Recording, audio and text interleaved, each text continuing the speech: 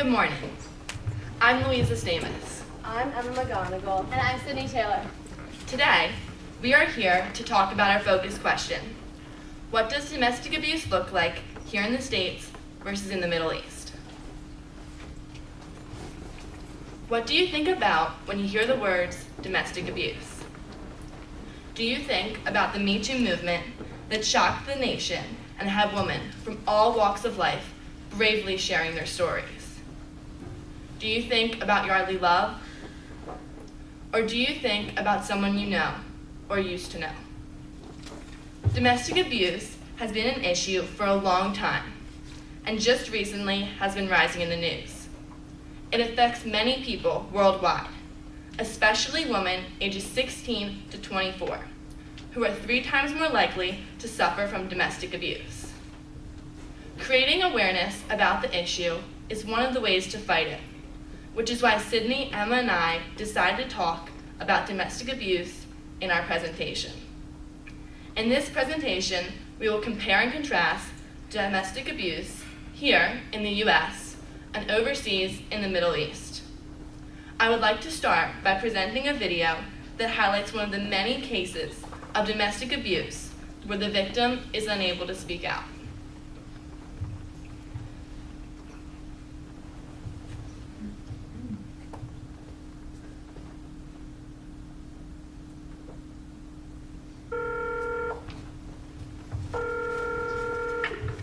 Operator 901, where's the emergency? 127 Premier. Okay, what's going on there? I'd like to order a pizza for delivery. Ma'am, you reached 911. This is an emergency line. Large with half pepperoni, half mushroom. You know you've called 911. This is an emergency line. How long it'll be? Okay, ma'am, is everything okay over there? Do you have an emergency or not? Yes. And you're unable to talk because... Right. Is there someone in the room with you? Just say yes or no. Yes. Okay, it looks like I have an officer about a mile from your location. Are there any weapons in your house? No. Can you stay on the phone with me? No. See you soon. Thank you.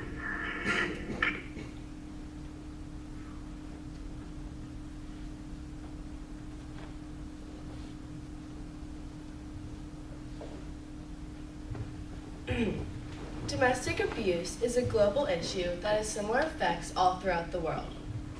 The only difference is that women in the United States can speak out about it. There are no laws to protect domestic abuse victims in the Middle East.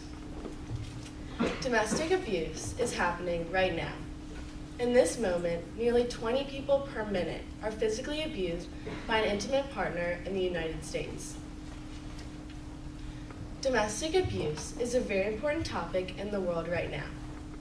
The Me Too movement has affected many people's daily lives and work areas. Over 500 women are killed each year by their coworkers or spouses, but girls ages 16 and 24 are 3 times as likely to be abused than older women. This isn't okay. Domestic abuse is not just physical, it can also be emotional. An example of emotional domestic abuse is when someone you know is harming you with their words. Domestic violence affects 1 in 3 women across the United States.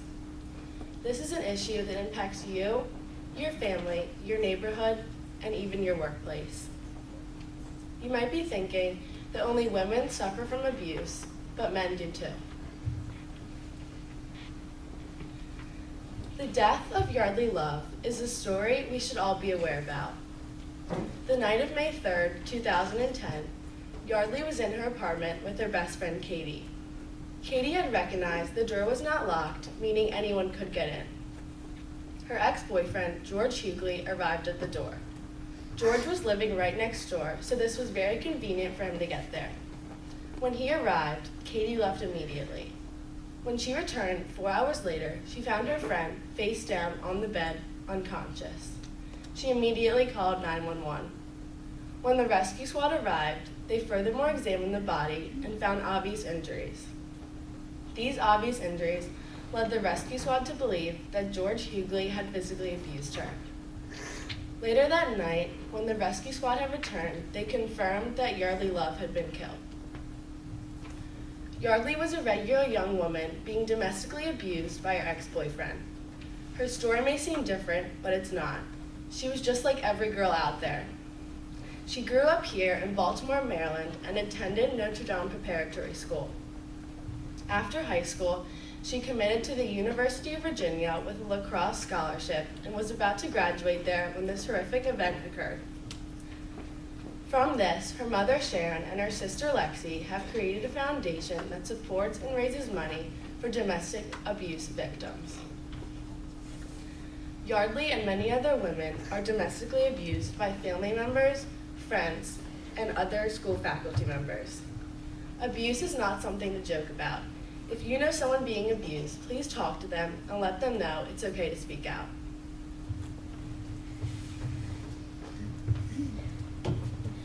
Domestic abuse is not only prevalent in the United States, it also exists in other countries all around the world. In Middle Eastern countries, the statistics of physical violence and abuse are rising. An estimated 30% of women in the Middle East and North Africa have experienced some sort of abuse by men at some point in their lives. Many women also admit to experiencing abuse or violence from their husbands. It is normal in their culture for men to abuse their wives, so no one does anything about it. There is no law against this hateful crime. This shows that in other countries, such as the Middle East, it is a cultural norm for men to abuse women and have no consequences or punishments for their actions. Pope Francis is also calling for legislation to protect women from gender-based crimes in Latin America. He states that the dignity of young women should not be trampled upon, and they should be treated equally. Modern-day domestic violence in the Middle East is considered a complicated human rights issue on the grounds of the mentality and stereotypes of the nations in which the victims live. While I was researching about the Middle East, I found one woman from Dubai who shared her story. Her name is Salma Ismail, and she ended an abusive marriage and rebuilt her career as a fitness instructor. She also co-founded Get Fit Chick, which is a fitness program for women only. She stated, "The relationship started when I was very young. I was impressionable and not fully aware of what a healthy partnership looks like. This shows that domestic abuse can happen to women anywhere without them even knowing it was happening." She also said, "When we were in public, he was the most loving and caring person you could ever meet. People who didn't know him found him to be charismatic and charming, which reinforced the idea that it was my fault, not his.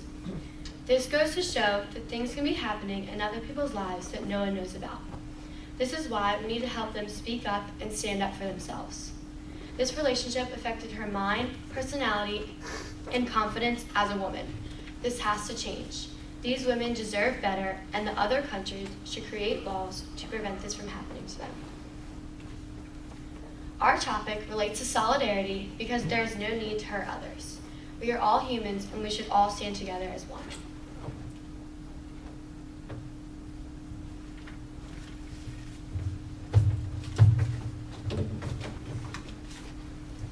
As we conclude our presentation, I ask you to take a minute.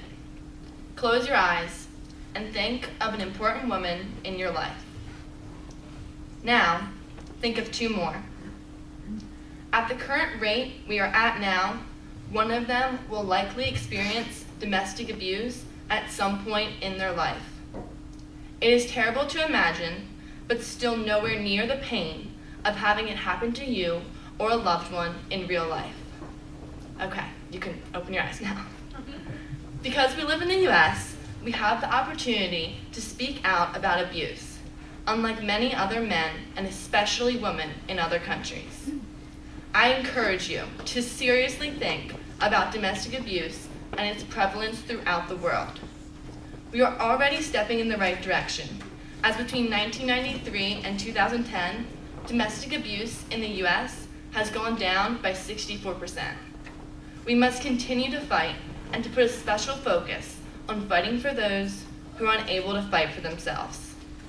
Some ways you can help are by bringing awareness to the issue, donating your time and money to organizations that fight domestic abuse, and checking up on your loved ones. here are some organizations that support domestic abuse victims. Thank you for your time and attention. I would like to share one more video to conclude our presentation.